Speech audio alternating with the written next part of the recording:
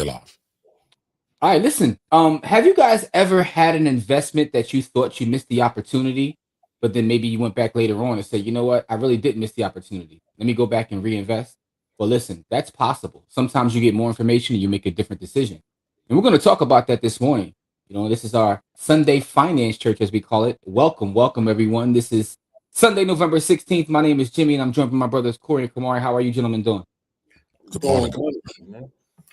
Before we get into the topic, though, let me ask you guys this question: have you guys ever doubled back on something that you thought you missed out on? And I'm not talking about young ladies; I'm talking about investments. That's exactly where my mind went to. I know that's what, and this is why I cleaned it up. I know you, beloved. No.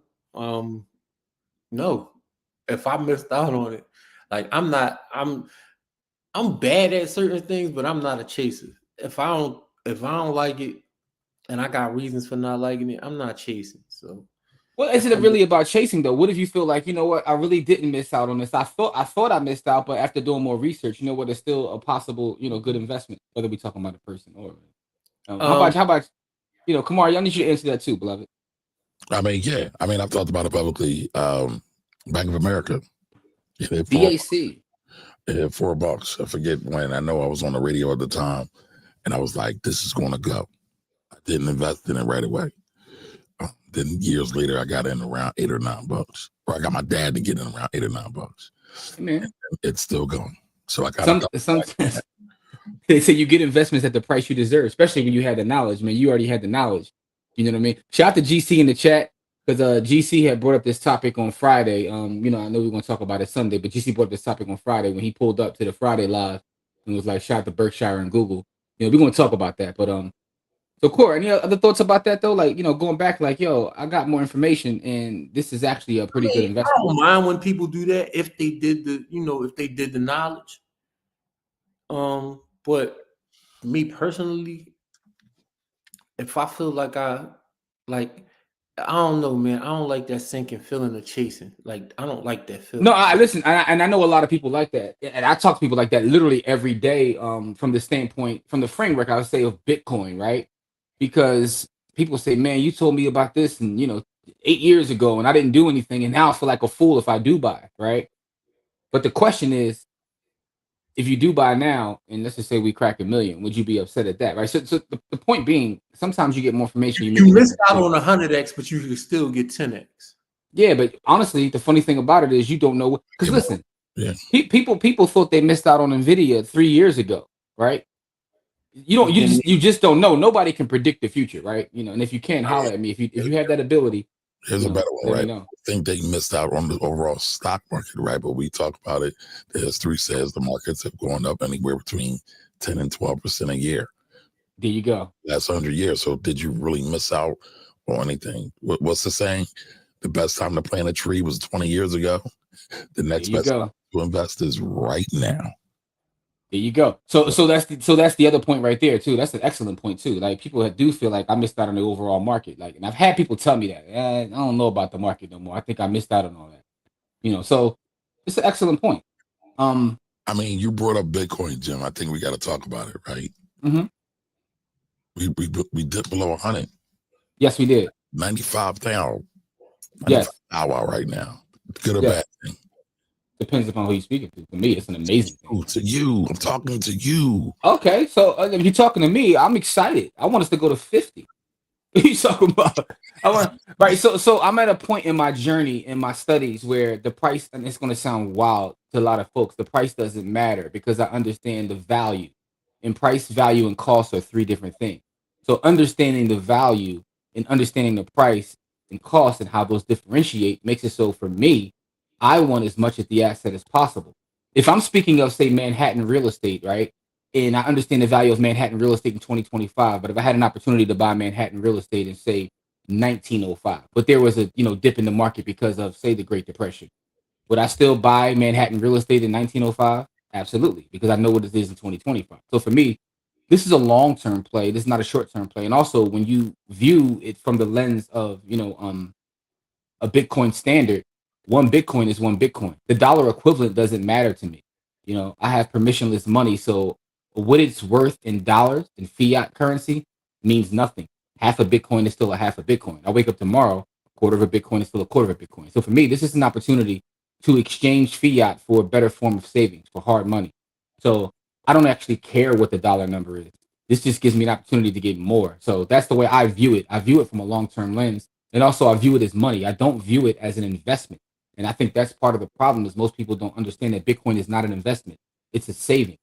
So when you get that, do about that. So I mean, I get it. I totally get it. I totally understand the psychology, but I also understand that, most people haven't done the knowledge, man. When you do the knowledge, you understand that it is a currency and it's not an investment, then your perspective changes. So it's just about stacking sats or dying trying. So what's But that saying that Buffett has, that if you like a stock when it's fully valued and if it goes on sale, you should love it? Something to that. So it's kind of the same thing with Bitcoin right now, right? no, absolutely. And one of the things that he often talks about is buying an actual company and not buying a price, right? If you like it, then you should love it. And he says, the stock market is the only place where when something goes on sale, people don't want to buy. Any other thing in your life, if you wanted a sweater, you know what I'm saying, if you saw it on sale, you're gonna cop it, Shout But out to our brother Diamond Dave. Appreciate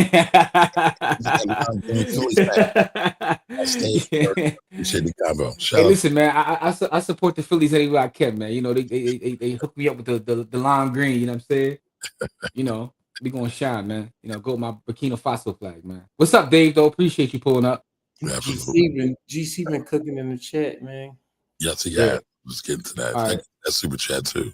GC, yeah, appreciate the super chat, Dave. Always. GC says facts because I ain't buying Nvidia 3 years ago, and I'm definitely not buying it now. I believe that their technology is really overhyped, and they're going to start to lose their grip on AI.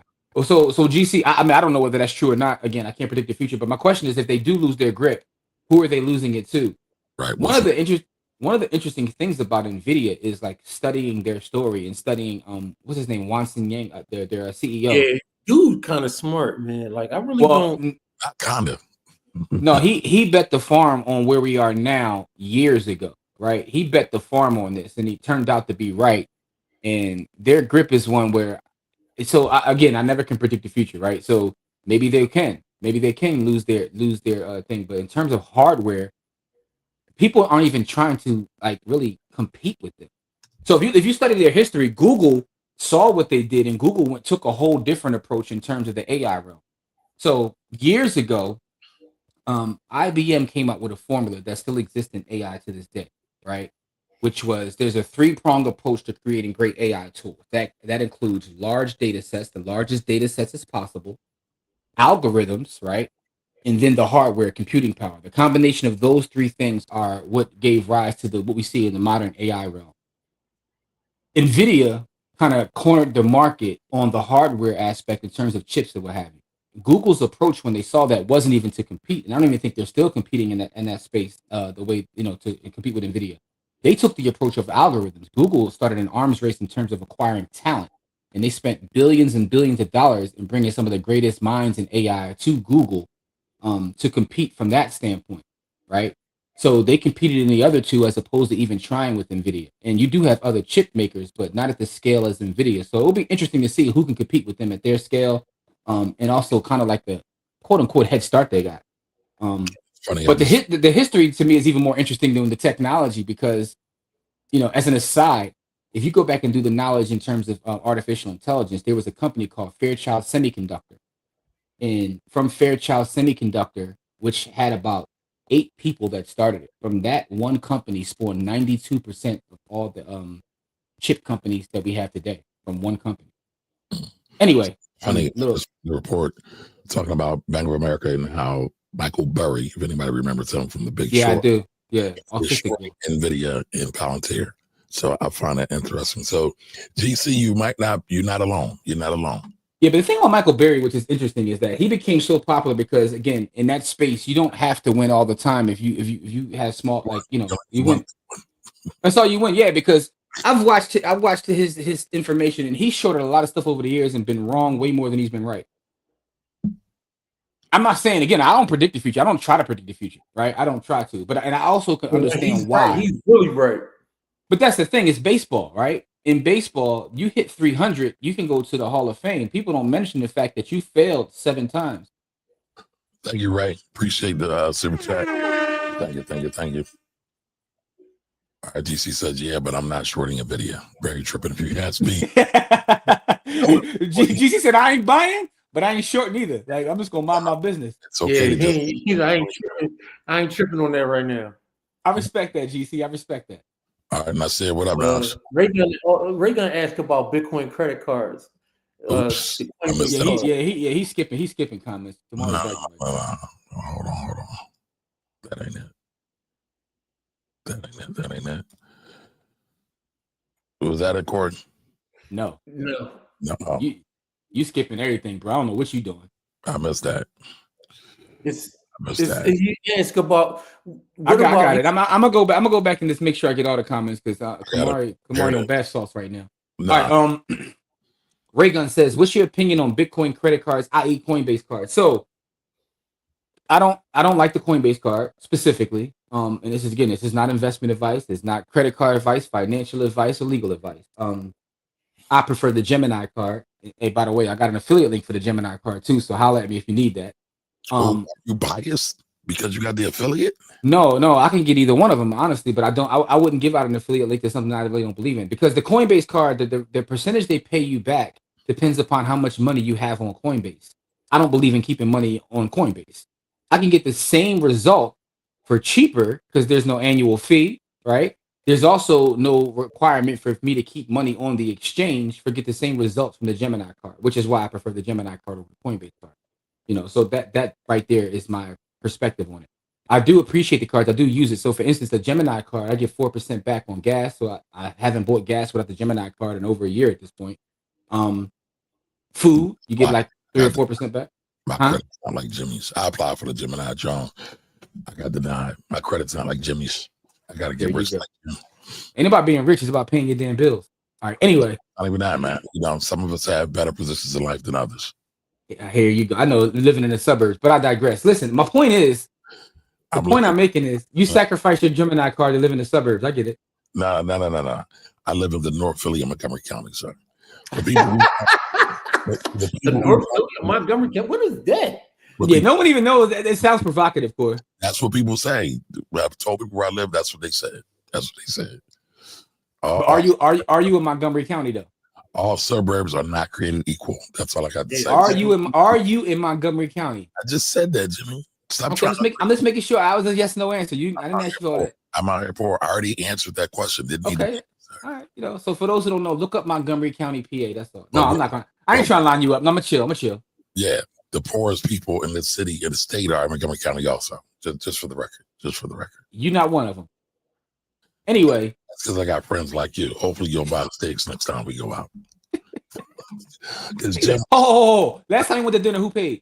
That's what I was about to say. Jim likes to pull out his Gemini card and flex like, see, Kamari, you ain't up on these. You can't afford these. Hold up. Until this morning, I didn't even know you got denied for the card. I just learned that right now. I'm joking. Okay. All right. Anyway, with that being said, though, to answer the question, getting back to the question is, I like that card better specifically. I'm also a fan of Fold, the debit card, because the debit card, you don't even need actual credit. You're going to spend your own money. So those are the only two cards that I actually keep on me at this point. I've been using Amex for years. I don't even use it anymore. I use it for specific benefits, but the Fold card, which is a debit card, the Gemini card, which is a credit card, and I've stacked tons of sats just using those two cards. But Fold, so Jimmy, you put me down with Fold. I got Fold, but Fold also has a credit card too, right?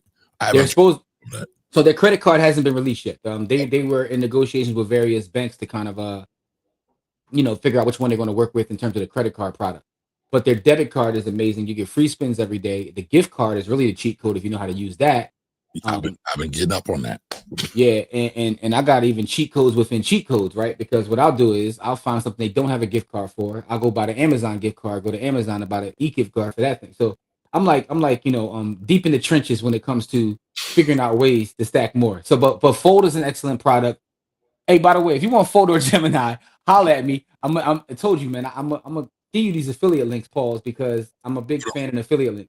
So send me both of the affiliate links, and we'll also add them into the description so everybody can get to it. Yes, sir. I shall do that. And by the way, if you go to any episode of Stack Sats or Die Trying, the affiliate links are in there as well. But I digress. The thing about Google though, and I know GC has been a fan of Google for a long time. GC, and salute to GC, he be supporting our shows and whatnot, but he's been talking about Google for years at this point. And I think it's something we should be talking about. And the reason that Google's in the news now is because Berkshire has taken a stake in Google. Now there was a comment in there I wanted to get to because Kamari is jumping over comments, which was from Nasser. He's talking about the bubble is coming, and we don't need to predict. Just look at the patterns. I agree, but the thing about patterns are they're always broken. And also, what I'm saying is this: I do believe there's a huge bubble, right? And I've on a record as saying that there is a huge bubble. But the thing I'm talking about predicting is when that bubble will burst, because the bubble can actually, last another couple of years. To be honest with you, so it's a matter of when it actually bursts. Or another decade. Or another decade. That's true too. There's been bubbles that's lasted decades, and that's to me that's the issue, especially when you have people who are willing to artificially inflate our economy. You got to be careful because they keep putting cheap money out here. The bubble is, just do what it's going to do. However, here's the thing though, and I said this before. My prediction on this whole AI thing is similar to 2001, where I think that there will be big players that will contribute to our economy moving forward. I just think that all the fringes. Like big bank will take little bank. You'll have a lot of consolidation in this space. There won't be a pets.com, for those who understand that reference. But you will have an Amazon.com. You know what I mean? For you to get that up. For those that are around 2001, you know exactly what I'm talking about. Back then, and a lot of people don't remember that because some people weren't even born then. In 2001, I remember being in the market and just looking at companies who were already established companies, just adding a .com to their name. And I'm like, what the hell? Like you went from this company to this company.com. Like the .com bubble was a real thing. It was, and a lot of those companies don't exist, but there are companies that made their way through that are now some of the biggest companies in the world. Correct. It worked for a lot of them. But here's the thing: why do we even need to protect the bubble? You don't. We all know market timing does not work for the majority of people, not everybody. Unless you're cheating. There are a lot of cheaters out there. There are a lot of cheaters. I'll say this about cheating and trading. I'll say this about this bubble. The world economics around it are making it. I think is speeding up the process. I just think the world economics around it are speeding up the process because there's a lot of countries in economic trouble that financially support a lot of the stuff that's going on, and when they're in a bad position right now. So, you got an example of that, Corey? Yeah, that's interesting. But I'll say this: France and Germany, right? Their economies are in the toilet, right? And so ours is basically in the toilet also. But what's crazy is they're farther along than we are. France got its own troubles because a lot of the places that they colonized are no longer accepting the fact that they're not on the CFA franc anymore, and they're not sending their raw materials to France to manufacture and then sell for 200 times what they're paying for it. So, and then Germany is having the same issues, but they're not having the same issues for the same reason. But their economy is tanking because. But that's the thing, though. Like, when you say tanking, it's hard to quantify tanking, right? Because so I'll say this: they have debt bubbles much worse than ours, but they don't have the same world position that we do. Yeah, but statistically speaking, just looking at the numbers, their GDP is still growing, right? So they also play the game of artificially propping up an economy because France's GDP, believe it or not, is on pace now to grow this year. It's not shrinking. Yeah, so they're not in the same position that they were 2 years ago, 5 years ago. So I would say from a political standpoint, right? But that's the thing about the politics are interesting because they fired the three prime ministers in the last 5 years. Yes, but I'm for looking at the numbers, right? France and Germany, even though it's not a lot, they're both on pace to have a positive GDP growth overall in this year. However, from a political standpoint, it seems to be a nightmare, right? In terms of what's going on, because what you said, a lot of the pushback in terms of the places that have been colonized. But even some of that, like and again, this is just from reading. I don't know what goes on behind the scenes. Seems to be a lot of hype as well, right? So there Yes. seems to be pushback, but I could tell you in my lifetime, there's always been, oh, they're not taking with the colonizer no more. It's like, it's weird because at this point, what's true and what's not true, and that's the crazy part, right? And I could say that about our country as well, because I see what I read in the news, I see what happens on TV in terms of the news, and then I go outside, and it's two different stories, right? I'm Absolutely. outside, and it's like it's a whole different story. So then I start to wonder, like, if that's here, it's hard for me to even figure out what's going on globally because it has to be the same thing. Yeah, so me and you are probably reading near the same stories, because I'm reading a lot of readers and stuff like that, Reuters or whatever you want to call it, and other foreign. Yeah. And it's interesting though. If you meet someone that's from those places and have a conversation, it's like I had a long conversation with a friend of mine who's from Cameroon last week, and they going through something crazy over there. And we were just talking, and it's funny because when you talk to someone from a different country and they give you their perspective and the way they see the world, you realize that how we've all been colonized mentally everywhere across the world, right? Correct. And you start to realize that what is real. It's like being in the Matrix. Like we really are in the Matrix, and it's hard to get good information and good data. I was watching World News, and it was these two young gentlemen from Cameroon, and they were like, "Yo, we out here burning Cameroon down because the boy put himself in power, and we don't want him there." And so they out there in the streets burning it down because they don't want the dude that elected us up. They said basically, boy elected us up with 98% of the vote. They was like 98% of people can't agree on nothing. Boy, from my understanding, dude is in his 90s. Yeah, 92. Bull been in office several decades. Yeah, they was like, we ain't even elect dude. So they burning the country. Man, I went on TikTok, right? And see, that's the thing, right? You go on some of these social platforms, people start giving you stuff, and you're like, this sounds crazy, but are you lying? Are you telling me the truth? They said Bull is like in his 90s. He's 92. His wife is like 30 years his junior. She's younger than him. She got a boyfriend that allegedly is the one really pulling the string. Like it sounds like a Tyler Perry movie where it's like it's so ridiculous that it can't be true. You ever watch Dallas in the 80s? It sounds like Dallas. Kind of similar to Warren Buffett, though. I mean, we're all going to talk about Buffett. So we're going to get to that. But I think Corey's point about the global economy is interesting. Go ahead, Corey. No, but when you look at what you just talked about, that scenario, Buffett had a very similar scenario. We find a lot of times people have these far out situations that we would never imagine, but they are true. You talking about when his girlfriend was taking care of his wife? And he was taking her to Pound Town, and then that became his next joint. And how the old wife got connected with some other black dude, yada yada yada. Oh yeah, listen, man. People's personal life is their personal life, man. Because life be lifing out here, man. You know what I'm saying? So it is what it is. But nothing but a word. Life be lifing out this show. Life be lifing. But like I said, I was watching World News, and then they had the young boy on there, and he was just like, "Yo, yeah." So what I did is I actually wrote an AI program to bring me World News from Africa, and so just because I'm interested, you know what I mean? No, I got you. You're interested in the global economy.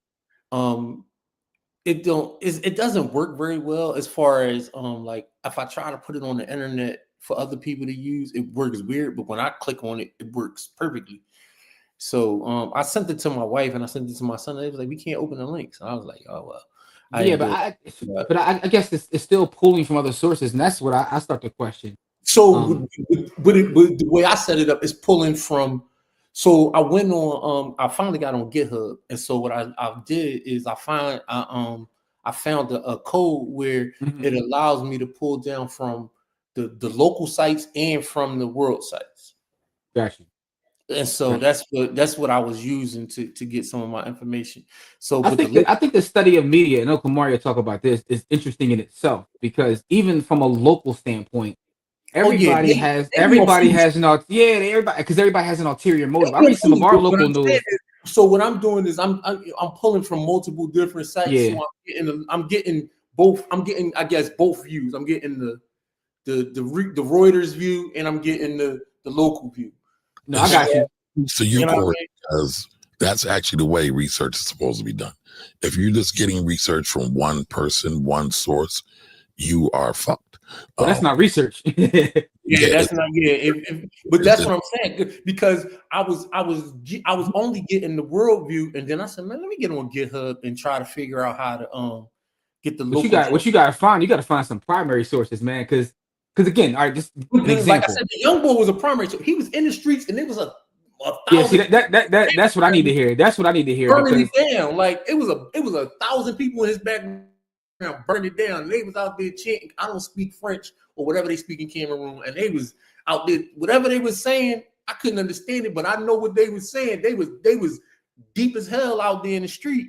So what I'll say is this, right? From a local news standpoint, like I'll see certain stories and they'll tell a story and you like it's framed a certain way to get you to feel a certain way and think a certain way. And then you start to realize, like, oh, so the person who wrote this story is tied in with this politician, who's tied in with this banker. Like I've seen that happen locally. So then every statement has a perspective, right? And this is something my grandmother taught me when I was very, very young. That helped me when I was first learning how to read. And she was saying every story has a perspective, and so you got to look at who's writing the story. And then when they ask you what because they on these tests they ask you a bunch of questions. She was trying to help me learn how to do testing, but it really actually helped me in life. Where she said, look at the perspective of the person who's writing, gotcha. And then it'll help you to be able to answer the questions in whatever. Hey, listen, that reminds me of Blue Chip when Shaq said, "Man, these tests are culturally biased, right? Because." You ask me a question, I'm not going to answer it that way, but that test is not written for my culture. Hey, Kamar, you finished putting your parlays in, bro? Nah, man, I'm responding to some other nonsense. But go ahead, I'm always ready, man. I'm listening. No. All right, but no, Corey, you bring up an excellent point about like the global economy and how that can affect this.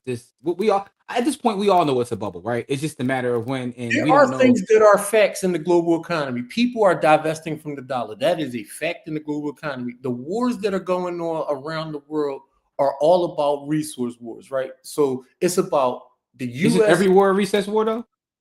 Yeah. In the history of the world. Yeah, but that's what I'm saying, though. But right now is a resource war or ego war. It's usually one or the other. Usually resource. It's always some yams and some bread. Yeah. Simple like as that. Back in the day, it used to be a lot about yamage, but it's not nearly as much about yamage now, as far as world wars, as it is about resources. So, like the war in Sudan, I found out something interesting is that Sudan sits in a very strategic spot as far as shipping goes. Yep. And what's happening is the U.S. is trying to prevent China from being able to use that. Whoa, what did I do? Can y'all still hear? Yeah, we see you and hear you. Oh. Well, I can't. Oh, okay, all right. So China is trying to use it's the Red Sea, and basically the U.S. is basically trying to stop them from using the Red Sea because what China's trying to do is totally get around using the U.S. dollar for trade, and so that waterway is a main way for them to be able to do that, and the U.S. is trying to block that.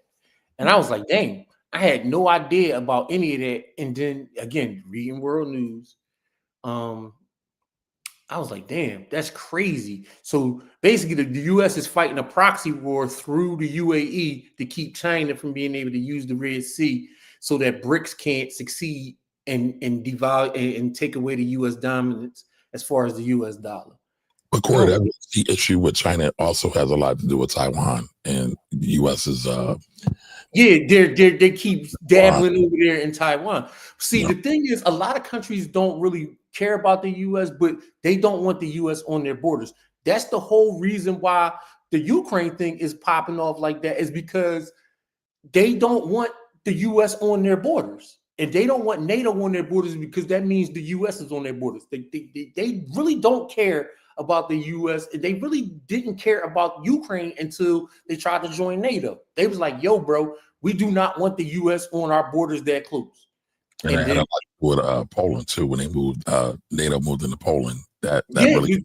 so that's what really started the Ukraine war. That's really where the beef came, is because they was like, all right, you're gonna move on our border, we're gonna bang on you. And that's really where the whole beef started. Gotcha. That's crazy. All right, so I know we got one more thing to talk about too, right? Berkshire Hathaway is repositioning their portfolio, correct, Jim? Didn't you see that? Yeah, so it's interesting. Berkshire has you used the term because we were talking about, they've divested a little bit from Apple. And they've taken a position into Google, Alphabet, the parent company Alphabet. So what's interesting about this is, I remember it was about 8-9 years ago. Warren Buffett at his annual shareholder meeting. Matter of fact, let's pull this comment down too, because I know Kamari is tripping. He ain't really running the No, go ahead. I got it. All right. No, but about 8-9 years ago, he actually made a comment at his annual meeting where he said that he felt like he missed the ball in terms of Google and Amazon, specifically those two companies. And he said that he should, looking at their business model, looking at how much his various companies rely on Google, he should have known. And he wishes he would have invested in it. Now, this has been almost a decade ago since he said that. And recently they took a position in it. And Berkshire is also notorious for not really buying into tech companies per se, because it's not in their circle of competence. And even with their purchase of Apple, they said they didn't view Apple as a tech company. They viewed Apple as a product company. And this is kind of interesting. They sold a little bit of Apple. Apple's still by far their largest holding. Yeah, their largest holding, but they've added a billion, several $1 billion holding into Alphabet, which had Alphabet shares up, by the way. But it's just interesting because some people don't know whether that's him making that trade or someone within his organization, because remember, he's also announced his retirement and is not dealing with the day-to-day anymore. So the questions become now, is this a shift in philosophy? Is this, him just doubling back on something he felt like he missed on and he still sees a future in? But I think it'll be interesting to see, because Berkshire is built to last for a long period of time. It's going to far outlast him in terms of what they own and how they position themselves. And this, some people believe, can actually take them into the next generation and see a big boom, because Google, we all know that Google is integrated into all of our lives. I watched a video the other day. I forgot who it was. It was a gentleman. He was on Vlad TV, and it's a whole video. He said that Google is like a fifth branch of the government. And he had a whole thesis on it, and about how Google really is nothing but an extension of the U.S. government. And don't clap me on YouTube for saying that, because YouTube is also owned by Google. But you can say that about almost every major tech company now. Everybody's got a conspiracy theory about whether it's Palantir, whether it's Facebook, whether it's Google. They all say that they. But his Google thesis went back 20 years ago, right? No. I don't want to misquote what the gentleman was saying. I'll share the video with you guys. Matter of fact, I'll share it in the village. I want everybody in the village to get their perspective on it. I'll share it there. But he had a whole thesis going back 20 years in the various ties, and it was very conspiratorial. However, I say that to say Google isn't going anywhere anyway. I mean, the fact is, YouTube itself is what it is, right? Google owns, Gemini. Google owns Google Search. I mean, Android. I mean, you name it. So I just looked it up, Jim. They own a lot of stuff, right? But they also own a lot of AI research. What's it? DeepMind, Capital G, private equity, Calico, biotech. Like they got their hands in everything, and that makes you wonder: can one company do everything good? But like Jim talked about earlier, they've been spending money to acquire talent for a lot. But they've been doing this for decades. Yeah, they've been doing this for years. You want to do here's something you look up real quick. 5 years ago about the one company that we would choose out of the top 5 companies that was in the world. I remember Google. You said Google. Because Google was like Microsoft and Google, Microsoft too. Yeah, Microsoft. I about to say. I thought you said Microsoft. It doesn't matter either way. You. I said Google. I think Microsoft is the company because they have so many government contracts. But then, that's what you said. We had a shift where all of them got government contracts now.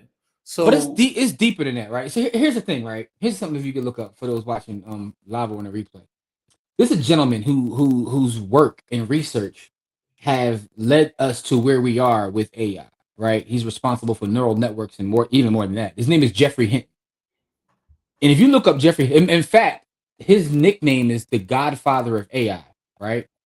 He won a Nobel Prize for his work in artificial intelligence. All the artificial intelligence companies now are working on the back of his work and his research, and not just artificial intelligence but mathematics. He's the founder of backward propagation. That's a whole other thing. But if you look up his last employer, it was Google, right? Google went and spent the money to get the guy who's responsible for the entire sector. He was studying AI when it wasn't popular to do. His work goes back 50, 60 years. They cut a check. They cut a check to make him. Now, he retired recently, but they cut a check to bring him on staff. That's like the equivalent of like when the Yankees went and got A-Rod. It's like, y'all already champions. Y'all gonna get the best player. Like, that's what y'all gonna do. Now, Jim, you're going to upset a lot of people in the ecosphere because that guy is just an employee. Everybody says you got to be an entrepreneur, right? Man, Google them minted so many billionaires. That is all nonsense. That's malarkey. So, because at the end of the day, and I think that what it really comes down to is value, right? If you have a value in the marketplace, sports, most of us like sports. If you watch sports, you should have known this for sports. If my value is high, people are going to pay me an exorbitant amount of money. Speaking of A-Rod, right? I remember when A-Rod, he played for, he was drafted by the Seattle Mariners. I'm on my baseball tip today. So I got my Phillies hat on. He was drafted by the Mariners, right?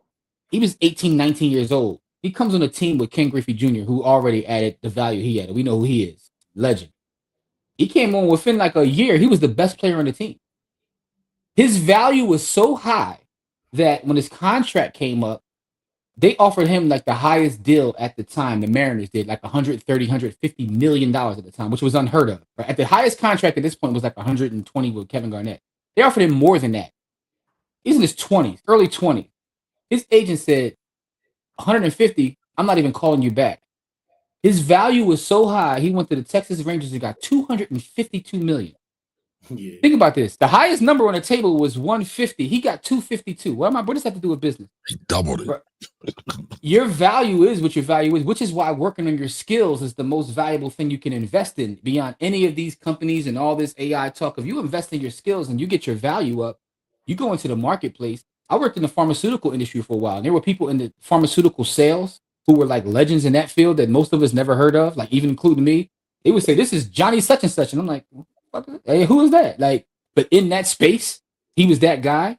And he would go to Merck, J&J, and he would just run the bag up. Who's offering? He's like almost like a hired hitman. Who got the bag? And who giving me equity? This is where I'm going. And that's how they operated in that space. So it happens everywhere. Who was the gentleman recently that Meta just hired a AI engineer recently? Well, yeah, Kumar, if you can Google that story real quick and pull that on the screen, because that they just hired somebody for it was a young Asian gentleman. They gave him an NBA contract. They gave him like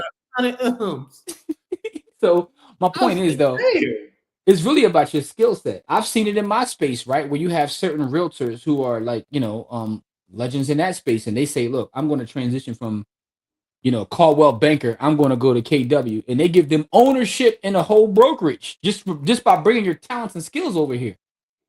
So it plays itself out across the board. It just plays itself out across the board, like where you have talent, knowledge, skills, and abilities, and people are willing to pay you for that, and in fact, make you an owner and give you equity.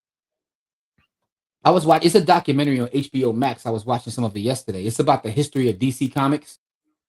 And again, that's another thing. Another thing is funny, right? Because they have these people in this documentary who are like legends in that space. And to me, it's like, hold that thought, Jim. Hold that thought. Go ahead. One second. So $250 million. Damn. I was off 150 M's. I found the young man's name, but I don't know how to pronounce it. But that's yo, imagine your 24-year-old kid come to the crib like, yo, I just got an offer. They paying me $250 million. He don't play, he don't pick up no basketball, he don't swing no bats.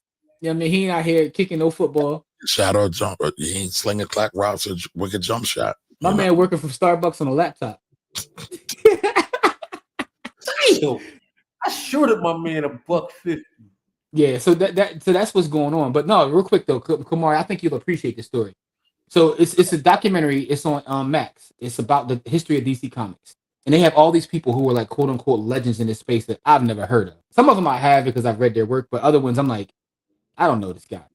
But he was one of the people that he originally worked for Marvel. He left Marvel and started a whole different brand called Image Comics. Image Comics became like so big that it became number two. It passed DC and became number two after Marvel because Marvel eventually passed DC. Now he got bored with that and started a whole other company. And so he was really a legend in this space, and everyone knew and respected him. It was the Asian gentleman. I think his name was like something Lee, Jason Lee, or something like that. Whatever it was, Jimmy Lee, or something like that. Make a long story short, he said that what he realized is I like creating, I don't like business. So he went with his equity in his companies that he started that passed DC, and basically sold his companies to DC. He said, I want y'all to run the business. I'm going to do the creative, and y'all just give me equity. And I was like, man, that's a crazy business story. His thing was, I don't want to deal with the thing of having to worry about HR, having to worry about all the infrastructure that comes with running a business. I want to do what the business does, which is the creative side. Y'all handle that. Y'all give me equity, so I'm still an owner, but y'all do all that. And you said that was on what network, Jim? It's on HBO Max. It's like a history of DC Comics. All right, but that's a crazy business lesson. Think about that, Kamari. I don't want to run the business side. I want to do this part. It's almost the equivalent of you, like, look, I'm going to H&R Block. Like, I got this whole tax business. Y'all run all that other stuff. Let me just do tax. But give me equity. There is value in focus. There is a lot of value in focus. And so he knew what his value was. He focused on that, and he ran the bag up. Yeah. Because, I mean, how many people y'all know that have skills, but they can't deal with, like, paperwork? A lot of people. Yeah. Honestly, most business or quote unquote entrepreneurs have great skills. Corey raised his hand. they're terrible. They're terrible business people because they don't want to read. They don't want to read the fine print. They don't want to do the administrative work, and the administrative work sucks. So what's crazy is I changed my job as a teacher because of the administrative side of it. So last year, in the previous 3 or 4 years, I had a job where I was the caseworker for the kids, and I was doing IEPs and all of that kind of stuff. And that I changed my whole gig inside of education to being a substitute teacher, a building substitute teacher. So basically, any teacher that's out, I teach their class. But the thing is, even though my day is more hectic, my job is much easier because all I have to do is teach. I don't have to do any paperwork at all. I'm not responsible for any paperwork. Oh, by the way, I just want to put out there because Kamari put you on the big screen. The new digs is fire, but your ceiling fan is super fire. So I just want to tell you that I love your ceiling fan. That's all. I mean, Kamari put you on the big screen. I was like, that ceiling fan look dope. Like, This is Corey's best lighting. He got his black hoodie on. He's representing. Yeah. Corey done switched digs on. He's stunting on us right now. I'm not doing anything of the sort, bro. I'm sitting here ready to cut this joint off because I actually got to start doing some work around this joint. Watch football, y'all. But no, in all seriousness, this one got nothing to do with football. I got curtains to hang and things to do. I got stuff. You got to move in. I got you. But no, in all seriousness, I think what Corey is talking about is ultra important. Like, you got to figure out the thing that makes you vibe, that makes you rock, that makes you feel good, and not necessarily always do the thing that everybody says you're supposed to do. Oh, now, yeah, because what's crazy is I get paid more to do that paperwork, but not so much more that I can't. It ain't worth it. It's not worth it. How many people in the chat hate paperwork? Can I get in the chat? How you gonna be a tax guy that hates paperwork? To me, that is your job. No, but I still hate it, right? Because when you think about, like, people assassinate me all the time online, talking about when I try to give tax advice, and they say all kinds of slanderous things. I think they got a coaching session from Jim, but I tell people a lot of times that was shade. That was shade. It was truth, but I tell people all the time, like, a lot of times these things don't make any sense. And this idiot bureaucrat who has no education in economics, finance, or money just made it up because it sounds good. And it's not necessarily the best thing for the people, but we all have to deal with it, sadly. Welcome to the world. Most laws are not based on data. It's based on who lobbies hardest to get that law put. That's what most people don't get. Here, I'll give it to you. It is based on data. It's based on what data is going to get money in such and such's pocket. Nah, it's based on who has leverage to move the laws to make more money. Politics is all about money. Well, that's what I just said. But I made it simpler. I made it. You wanted the blavasciting. No, I didn't. And but beyond that, right? You're a constant victim. You said people be online assassinating you. Are you kidding me? Are you serious? Are we really going to do this right now? I think you get more love online than hate, dog. I think you get more love online than hate. I will side with Kamari on this one because if you ever go in his comment section, he'd be getting hell in his comments. He does. But do you think he gets more love? I see a lot of love there too, dog. Listen, bro. He be getting hell, bro. I gotta say one thing, and it shuts it all down. The mummers. All right. Nobody has gotten as much vitriol that I've gotten. A lot of times. But here's the other part to that. This is why context and nuance is important. But I'm not even a big celebrity, and that's what I'm saying. And I get this negative. First of all, locally you are. You're my favorite local DJ, right? So first of all, you are a celebrity locally. Second of all, here's the part. Here's the part that y'all got to understand. He gets a lot of hate. I still think he gets more love than hate. He gets a lot of hate, but he loves it. He goes out of his way to get. He goes out of his way to get the hate. I've seen you getting ready to post something, and I'm like, "You sure you want to post that? This is what I want." You love it. You thrive off of the hate. That's not true. That's absolutely true. I tell the truth. But you say it in a way that's going to get computers. You love hate. You thrive off of it. It's like energy for you. Listen, our black people's tax dollars should not go to our being shamed and our humiliation. And that's what you love the hate. It's almost like you collecting like the rings, like the hate rings. He got hate rings. You need more hate rings. You like it's not enough hate. What can I post to get more hate? He getting the Thanos rings of hate. Yeah, he got the Thanos hate rings. I'm not even gonna tell you what my kids call me. See now it's interesting because they must agree too. Now you gotta tell us. Because if your kid's saying it, they call me Thanos. Or I should say they have called me Thanos. So it's truth to that. You love the hate. You thrive off of it. That's not true, Jimmy. You just don't like any controversy at all. That's the difference. No, as you know what it is. I used to enjoy that, but honestly I feel like it's a waste of time. I feel like, and again, not you.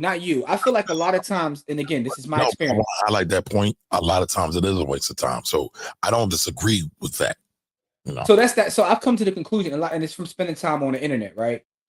A lot of our folks spend our time trying to get people that hate us to love us, and it's like, why are you wasting your time, right? They want to plead. It's almost a form of respectability politics. Hey, I'm a nice Negro. Look at me. I don't bother anybody. I'm good. I go. You know what I'm saying? I read books. I'm great. Why do you still hate me? Why do you hate me? And I feel like it's a waste of time a lot of times. Don's out of pocket again. No, he's not. He's right on time. And you want to co-sign him, man? I do not. I didn't even see it. I'm way behind on the comments. I didn't see what Don said. Boule Nate. Hey, man, it's supposed to be a day of peace. Y'all choosing violence. Boule Nate is crazy. I mean, Don Johnson says Boule Nate is hated worldwide for his work in the community. Did he lie? No, man. No, so that's why I see a lot of respectability politics and a lot of things. So for me, I just don't.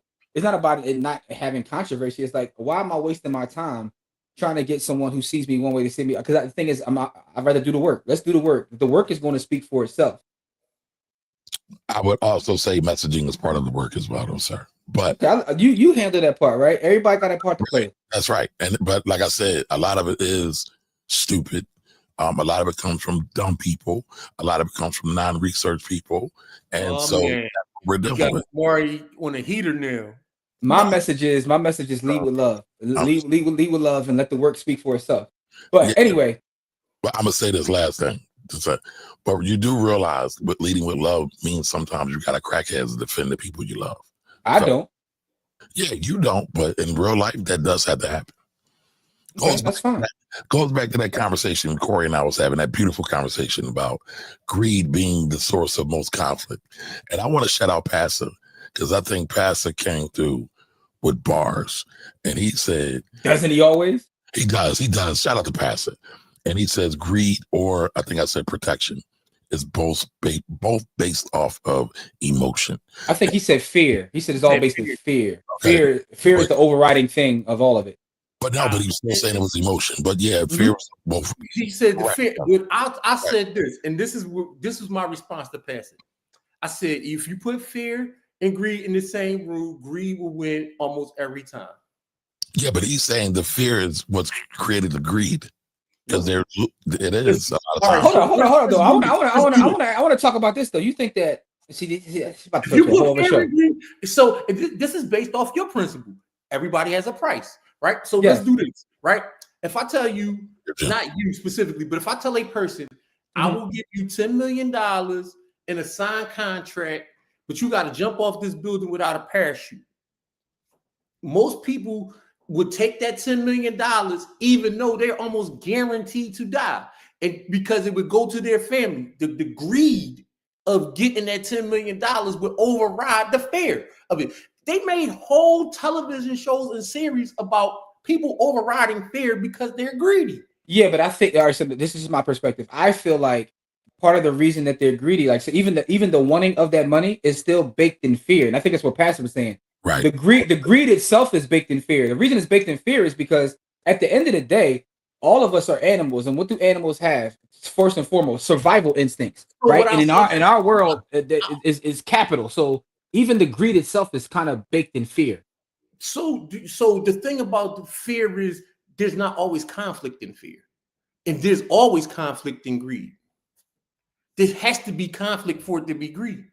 So fear isn't always conflict based. Not according to Gordon. Not according to Gordon Gekko. There's a greed for love. Greed, but if you greedy in love, there's going to be conflict. There's going to be some conflict, right? So my thing about greed is it's about conflict, right? Every Corey, have you ever played a game? It used to be a game back in the day. It was called like Herzog Z-Way. That's like a Corey game. Corey sees the world through the lens of war. That's what I realize about you. No matter what we're talking about, you see maybe like some military trauma. No, I don't have any military trauma. It's because I understand the history of the world. Okay, the people who win the wars get to create the illusions that you see wherever you live in. And this is true. That's true. How did he use war to defend his position? So what I'm saying, listen, do the winners of the war get to create the narratives? Always. Every single time. So everything that I'm doing is based on the winners of the wars. That's why they call it his story. Let's bring this back. Not our story, but his story. Let's bring this back. Berkshire Hathaway divested from Apple, buying more Google. Should we be buying more Google? Should we be selling Apple? What do y'all think? Got to do more research. I don't buy based on what Warren Buffett buys. Yeah. And also, we don't even know if he bought it anyway.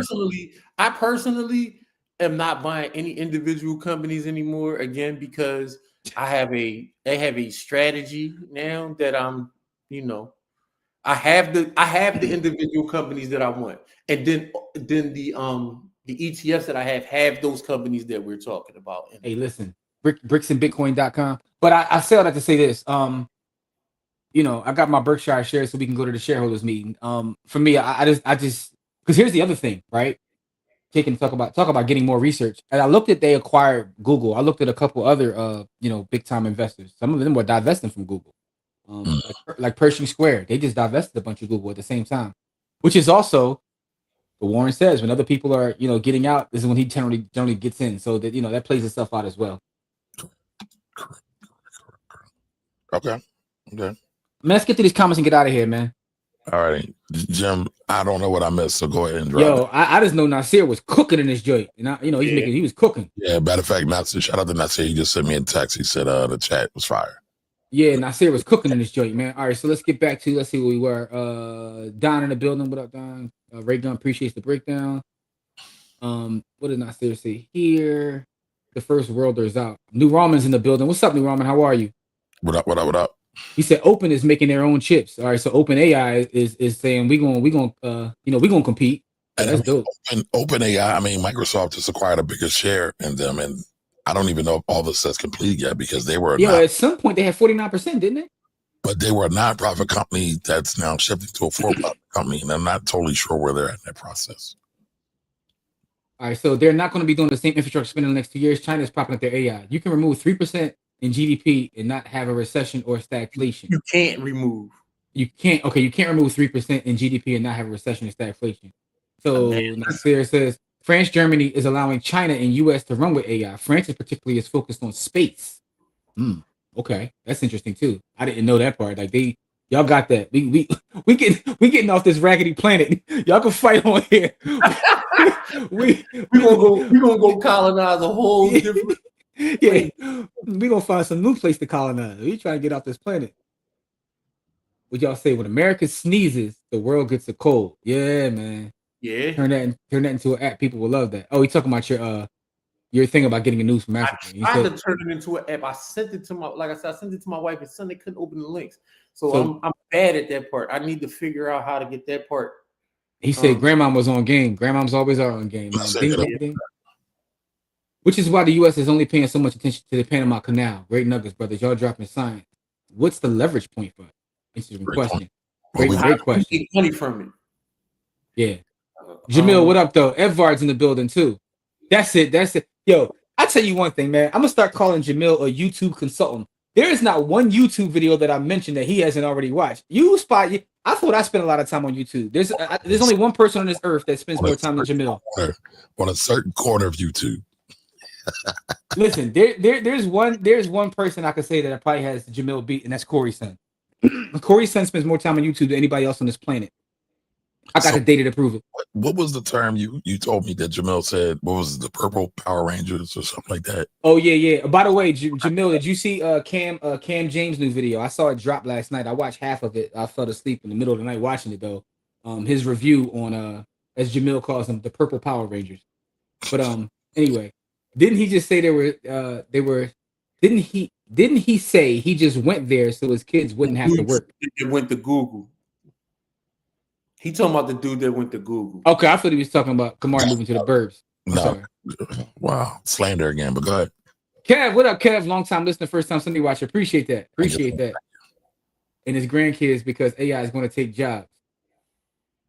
He ain't lying.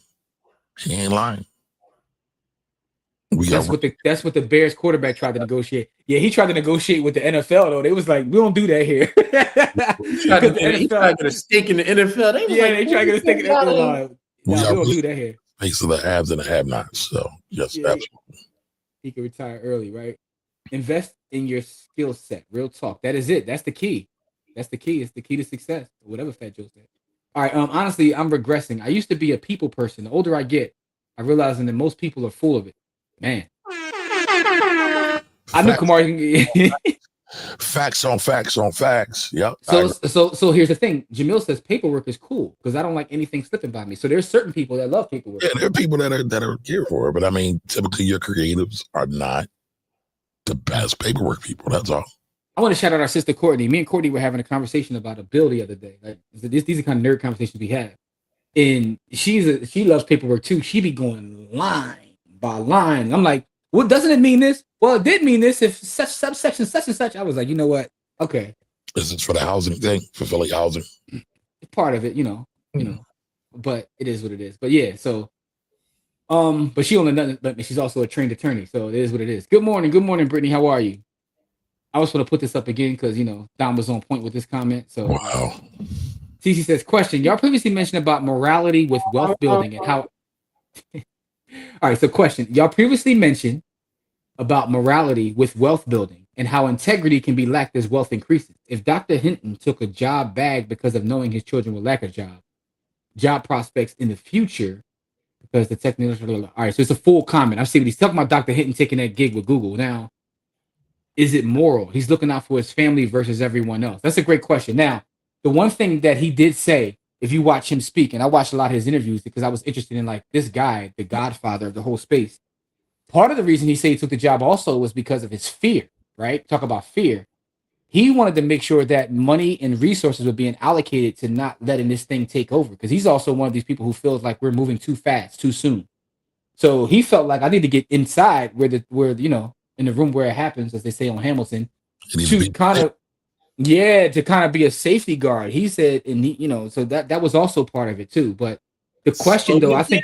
I think the biggest question, TC, and this is an excellent question, when it comes to morals, like where does everyone else rank versus your family, right? If you're making a decision, do you put family first, or like if you're looking out for your specific family, You gonna be like the Fantastic Four, where they put the fate of the universe in jeopardy to save their son? that's a great example because that's exactly what he's saying. I hate the Fantastic Four. I'm just saying that's what they The did. The comics are amazing. The adaptation to movies have all been horrifically terrible. I'm just saying they put the fate of the world in jeopardy to save their son. However, the greatest villain of all time comes from the Fantastic Four. Don't ever get that twisted. Dr. Doom is that guy. He's him. So it's funny you started mentioning this earlier, the DC one. I want to read that because I was a DC kid. I read DC. It's a doc. It's not a read. It's a documentary. Okay, but either way, I want to check it out. Yeah, you were one of the only weirdos that ever told me that you prefer DC over Marvel. It's not that I prefer DC over Marvel. My parents brought me a subscription to DC. Okay, so it's what you had access to. That's what I had access to. But okay, all right, I got you. That's fine. I've been called. No. It's not slander. What I'm saying is most people I talk to. Wait a minute. You just called me a weirdo, and you want to say it's not slander? It's not slander. Let me hear me out. We're not in our culture, right? I think there's value in being weird. I think I'm a weirdo. Like, listen, weirdos are cool, right? Because that means that you're willing to go against the grain. That was a compliment. No, it wasn't. No. Listen, because you're willing to go against the grain. What I'm saying is, most people in our age range, when it comes to the DC Marvel, and by the way, for those in the chat, DC and just put DC and Marvel in the chat. Which one is it? That's a great question. Most people. As a kid, I preferred DC. Really? As a kid, yes.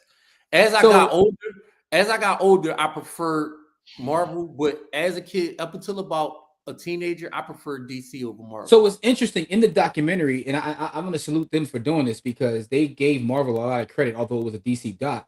They said that DC lost to Marvel really because DC wasn't willing to tackle real world issues what Marvel was. Yep. They said Superman wanted to be like this, just great moral figure, and he never wanted to even deal with race or deal with poverty. Like he's just, right. Before I knew Batman was a weirdo. Batman was my favorite character as a kid. Mm-hmm. But even with Batman, in the doc, they call them the big three. They said that the big three, Batman, Superman, and Wonder Woman, they never really allowed them to deal with real world issues. And Marvel came along like, we're gonna deal with race. Right. We're gonna deal with sexuality. We're gonna deal with war. We're gonna deal with poverty. As a kid, none of that stuff meant anything to me. Then, and I get it.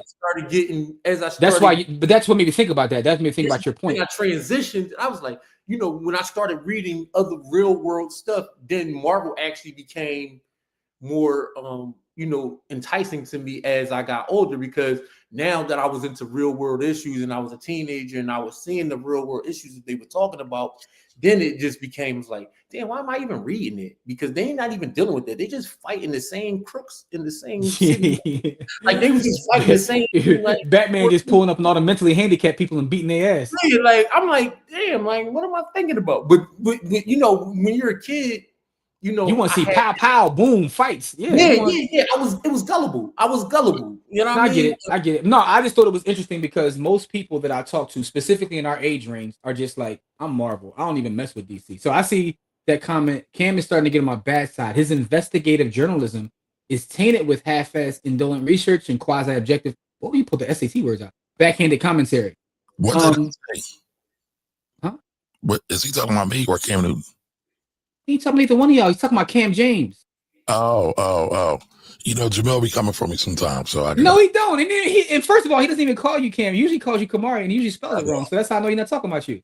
But no, he's talking about Cam James, because Cam James did a whole thing on the specific sect of the Purple Power Rangers. But he did like a whole thing. He spent time with him though. I'll give him credit for that though. I'll give him credit for that, Jamil. He actually went and spent a couple days with them, sat down, talked to them. But then he did a review of the time he spent with them, which is the video he dropped yesterday. I thought it was a pretty dope video. Listen. Didn't he drop something a couple weeks ago about that? He showed the time that he spent with them, like the interviews that he did with them. He put a lot of that out, like a lot of the talks he did with them. Gotcha. So But let's see. Get back to these comments. Make sure I don't miss anything. But TC, great question, TC. And Adrian also says that I'm not jumping off no building for my family or anyone else. I'd rather have life and figure it out with my family. Hey Nicole, how are you?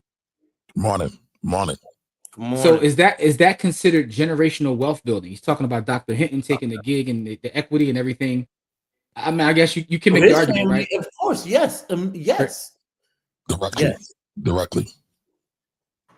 Buffett won't be at the meeting anymore. That's going to be interesting. Oh, so now he made that announcement. So we missed out on that one, Kamari.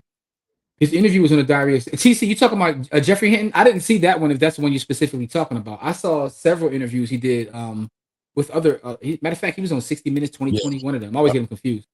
And so I just looked up Dr. Hinton. It looks like he left Google in 2023. I thought he was still there. No, he just left. Yeah, I said he recently he retired in general. He retired overall. He just retired. He said he's gonna sit back and like grow food and eat vegetables now.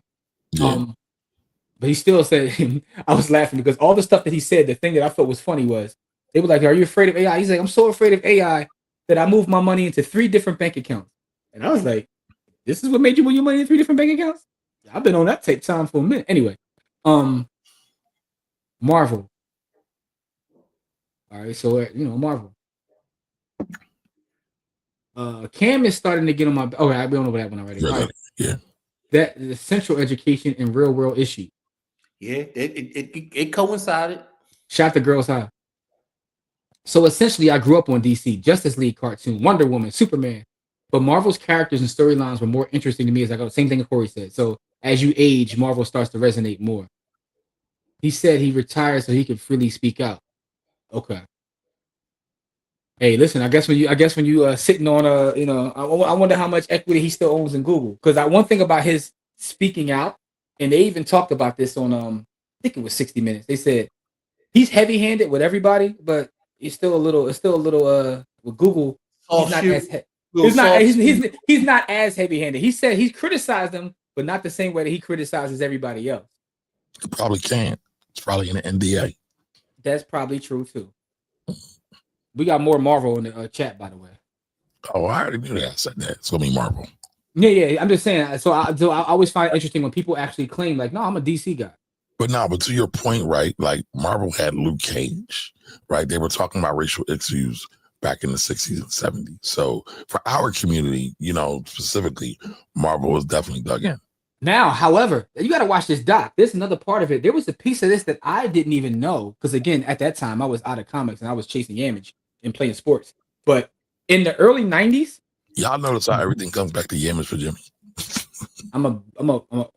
So just me though, right? I'm the only one that's being honest. How about that? I'm the only one that's honest. I come openly about my There's a point in time where listen, Corey was with me. All we want to do is play ball and do, you know what I'm saying, sticky finger and ball. That's all it was. Listen to dope rap songs, shoot hoops. We were kids. Like, you know what I'm saying? Like, it was like One Tree Hill, but in the hood. All right, listen though. I'll say this. We went to Central, right? There's an all-girls high school, like 50, less than a block away from me. There's a college attached to our school with another 20,000 people, and then there's a major hub at Broad Island. Chasing yams was like the thing. I'm just saying, outside of hoops, it was the second sport. No, but what I'm saying, we're being honest though. There was 25,000 girls a day. But here, let me not forget the main. Let me not forget the main point though. The point was there was a run in the early 90s, right? At that time I was listening to Ready to Die, Illmatic, and all that, where DC actually funded Black creators to create Black storylines under the DC banner. It was called Milestone Comics. Yeah, Static was one of their main. Yes, Static was one of their main people. But DC actually invested in that because they got criticized for not tackling real world. So they said, "Look, we ain't even going to do it. We found a couple brothers that do it, and we're just going to fund them." And actually, Milestone just recently returned. And you know who bought it, bring it back? I don't. Reggie Hudlin. Shout out to Reggie Hudlin. Again, I ain't heard that name in a minute. Right, but shout out House Party, Black, because it's all Black Panther reboot, right? Yeah. Marvel. His Black Panther run was nuts. It was crazy. It's my favorite Black Panther run under Marvel was with Reggie Hudlin. And I mean, Because that's what really got it really popping, like the way it is, even what the movies are based off. It's not based off the old stuff. no, it's based off Reggie Hellen's run because Reggie Hellen made it like he put Fun. black pop culture into it. He had him and Storm get married and everything.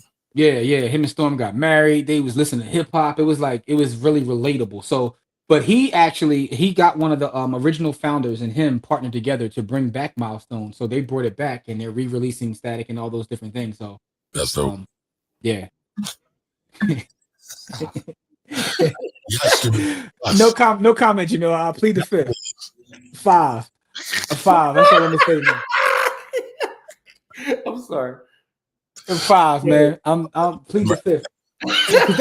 That's not what this show is about. I was just making a comment. Kamari, like it's Kamari's fault. I can't tell. I was just saying there was a time where I was off the wave of reading, so I missed the whole Milestone run. Me learning about that yesterday, I started doing research, and I'm like, I missed this whole thing. I never read a Static. I never like, you know, I missed this. And then I looked at the time that it came out. I was like, oh, older. We were in our 20s. I was like, my beat was out. I'm not looking at this. Like, you know what I'm saying? Like, you know. And I only brought the Static because I just saw it in my 7-Eleven. It was like, wow, we got a black person on the cover. That's the only reason why I brought it. Yeah, man. So I actually have the joint right here too. I got the whole run, the whole Reggie Hutton run. I got it all in one. You know what I mean? The whole run I got in one joint. You know what I'm saying? So, you know, because I does this. You know what I mean? What's up, Jarrell? Yes, check the replay, man. Check the replay. Since we on this conversation, here's another one that's super dope too. It's a joint called Concrete Park. And this is all black comic, right? Mm-hmm. And the person that wrote this. That one. Huh? Here, see, you gotta take it there, man. Sorry, listen, I'm not. You're taking it there. This is all black. This is black. This is a dystopian future. Beautiful artwork. Kamari gotta go. Listen, the point I'm bringing up is, you know who created this one? I never heard of it before. Erica Alexander. Really? Yeah, Erica Alexander. So if y'all don't know Alexander, that's Max from Living Single. Yes. Oh, super dope. Super dope. Yes. Oh, so man. Anyway, Now y'all got me in my graphic novel bag. So that means like I got a whole. I'm gonna stop now. I'm gonna stop because I don't want to turn this into that. So listen, this is an episode we're going to do Behind the Village. I'm going to grab my graphic novels and my old school because I got a box of comics, and we all going to bring them to the joint. I cannot do that. I have like 700 boxes worth of comics, and all right, so bring them to the crib, get them shipped out. Now what I digitized most of mine. I still got some like that. I just got a new one this week. I got one bag of comics that I got left. I got like 40 of them in a bag that Did you digitize them, Jim? Did you literally pull them apart and then scan them individually? Not so. I don't want to say online how I did it because. Okay, never mind. We gotta protect. So most of the joints I got now are me supporting black creatives that are like, you know, like Afro Boy is a joint. Like I'll be supporting black creatives. So I go to these joints and when they have black comic writers, I always like buy their joints just to like, you know. But I still got a bunch of old comics. If y'all want to, you know, look at. I got a bunch of stuff that people generally don't read. So like this one right here, right? They got a dope series. This one's called Aolite. This is a black creative too. They got a whole brand. It's called Concrete Comics, and concrete is spelled with a K, right? Concrete Comics. I got those. Yeah, so I support all their joints too because again, it's a black creative. So that's kind of my wave now. When it comes to the comics space. Right here. All right, so we have really nerding out this morning, man. This is really start talking about Google. I got a gang of stuff. I got the Weapon X series of Wolverine. I got a gang of stuff. Nice. Corey's like, I ain't got all 700, but I still keep that thing on me. Pause. Like, I still keep that. All right, so we. You know, listen, man. That's what got me into loving reading. Like, so I never get rid of my comics because it got me into the love of reading, man. Like, I was the newspaper and comics really got me into reading, and then I started to read the deeper stuff. I tell you what the comics did for me. Comics made me interested in science in a way that school never has. Yep. Science specifically, science and math. That was like how powers work. Like that's really what got me in the sense. Like, how do their powers actually work? And then I was looking, you know, then you go to physics class and you say, oh, that's why they powers did that. They were able to, like, I was like, why is Magneto so powerful? You know what I mean? Like, I really couldn't figure it out. And then you look at it, there's magnetism involved in almost everything. Everything. And if you control the electromagnetic spectrum, that's why he was so powerful. But as a kid, I was like, damn, this dude that put together magnets, why is he beating their ass like this? And I could not figure it out as a kid. So I think this is the only show on YouTube, folks, where you got 3 black dudes who can talk intelligently about investments, world economics, and comic books, and sticky fingers, all on the same show, y'all. Whoa. I have not talked. Yeah, I was a fan of Onyx. That's what he's talking about. Onyx. I was a fan of Onyx. Slam and all that. It's time to get live. Yes, and TC, that is Eric Alexander from Living Single. Who she's just super she's dope. It's all around the board. Yes, and I love their new podcast too. The Making of Living Single, super dope. Living Single is ahead of its time. It got ripped off by friends, but I digress. Happens all the time. Man, all listen, right, we got AI boom. We got Berkshire Hathaway divesting from Apple, going into Google. Anything else going on? I know Corey just talked about world economics. Yeah. So no, the only thing I want to end on is this, because I was talking to Kamari about it this morning before we came on here. I said at this point, we just going to give a AI boom or bust warning every Sunday. So we just going to mark that as a constant topic because it's always in the news. It just keeps popping up. It's always in the news. So we just going to bring out what is the new basically at this point, what's the next sign or what's the sign that we're still on the boom? That's what we're going to do. But the boom is going to be part of this conversation every Sunday. I know. Just Google how many times it comes up in Google. Yeah, man. So it's just a constant topic in terms of news. And Jamil, I did see that, and I just pulled the video up. That's what I was sitting here doing to make sure I didn't miss it. That looks interesting, but so I'm gonna definitely watch that. And shout out to Jamil too, because Jamil gave us a couple videos that we said we're going to do a review for the village. So we're going to work on that. Jamil, anytime you find interesting videos like that, let us know because they're all fire. Yeah, they do super fire. So shout out to Jamil. Listen, man, he's our YouTube consultant, man. Jamil's the official village YouTube consultant. Jamil said, I don't need cable because I'm on YouTube all day long, all day, every day. Anyway, y'all, man, listen, we appreciate y'all. We'll see y'all. Remember, Friday, we do our Bitcoin giveaway. If you're not in the village, join the village by going to blackwealthrebels.com. Still a lot of community work to be done. December 6th is the next Saturday school.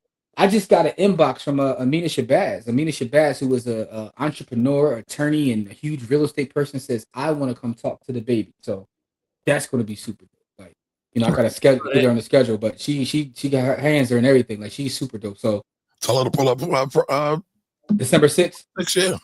Yeah, I probably will though. So I mean, that was super dope. So so December 6th for those in Philadelphia, December 6th, 108 East Price Street. We'll be back in the community doing our next Saturday school. And a lot of other stuff going on too, man. I just got invited personally to come talk to kids at West Philadelphia High School. They have a real estate program, right? Peep this. That's dope. They have a magnet program for their gifted students, and one of the classes they put all their gifted students is real estate entrepreneurship as an actual class. I said, dang, and it's a sister who runs the whole program. Dope. And she wants me to come talk about real estate and technology intersecting. So I'll be doing that sometime in December. So that's gonna be dope too, man. So anyway, we still outside doing our work. The work is the work. And we appreciate y'all for always supporting. But go to blackwealthrebels.com and see everything we got going on. We love y'all. And hopefully pull up Friday, do our Bitcoin giveaway. No, Adrian. No, we're not moving to BWR only. No, everything is everything. So everything. So we got both. Both things are both. It's because all one thing. BTH is our community organization. That's BWR is our for-profit. BTH is our nonprofit. So yes, we do. We officially got a nonprofit. Set up now by the Hood Academy. So no, we're not getting rid of the BTH. We'll probably the stream on both. But everything's under one roof. Subscribe to the YouTube channel for Black Wealth Rebels, Brotherhood, Finance Rebel. It's a lot of the same stuff. All of it, yeah. But the main hub for everything is blackwealthrebels.com. Everything will be back there. That's the way of kind of keeping all of our content, because in some content you won't see on YouTube that you'll find there. You'll find a lot of content back there, classes, interviews, coursework that you won't find on YouTube at all. Adrian said, I'll stay here. All right. Adrian, go to blackwealthrebels.com. There is a free tier. It doesn't cost to join. Now we do, and for those that do pay, you get extra stuff that the people that don't pay get, obviously. But there's a free tier. That's the main hub. All right, everybody. Y'all enjoy y'all week and y'all continue to be great. Later, y'all. Black Queens forever.